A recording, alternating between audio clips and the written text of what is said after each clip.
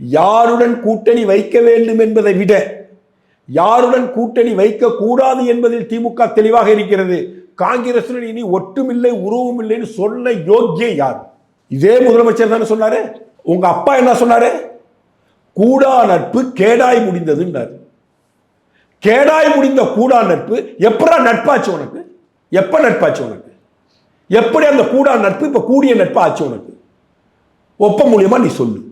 ஒப்பனுடைய வார்த்தைகளை நீ சொல்லு. நீ சொன்ன வார்த்தைகளை சொல்லு. அப்பயே ஜூனியர் விடல வெளியே வந்தது, அட்டை படமே வந்துச்சு. காங்கிரசுடன் கூட்டணி வைத்தால் நான் பிரச்சாரத்துக்கு செல்ல மாட்டேன் மு க ஸ்டாலின். இதற்கு நீ மறுப்பு தெரிவிக்கல. அப்ப அது சொன்னது உண்மைதானே? அப்புறம் எப்படி 2014 கூட்டணி இல்லாம தனித்தனியாக நின்று 2019 எந்த நம்பிக்கையில எந்த அடிப்படையில் போய் திமுக கூட்டணி வச்சுங்க? வெக்கமா இல்ல? சூடு சொரண இல்ல?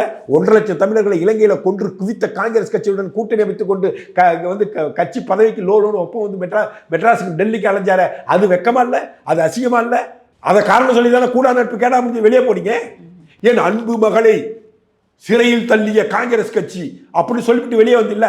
அதே அன்பு மகள் கனிமொழிக்கு ராஜ்யசபா எம்பி சீட்டுக்கு 4 எம்எல்ஏ ஓட்டு போறது குறைஞ்சதுனால அதே கூடா நட்பு காங்கிரஸ் காலில் போய் விழுந்து ஆதரவை வாங்கி இந்த கனிமொழி அன்னைக்கு எம்பி ஆச்சு. அந்த கனிமொழி இன்னைக்கு சொல்லுது இந்த கூட்டணி பொருந்தா கூட்டணி, மக்கள் நிராகரிப்பார்கள். ஓ எம்பி பதவியை திறந்துட்டு வாமா. அன்னைக்கு ஏன் ராஜ்யசபா சீட்டுக்கு காங்கிரஸ்காரன் ஓட்டு போட்டு எம்பியான? கூடா நட்பு கேடாய் முடிஞ்சதுக்கு அப்புறம் தானே ஓட்டு போட்டு ஜெயிக்க வச்சு ராஜ்யசபாக்குனா இன்னைக்கு இந்த கூட்டணி பத்தி உனக்கு என்ன யோகியதை இருக்கு?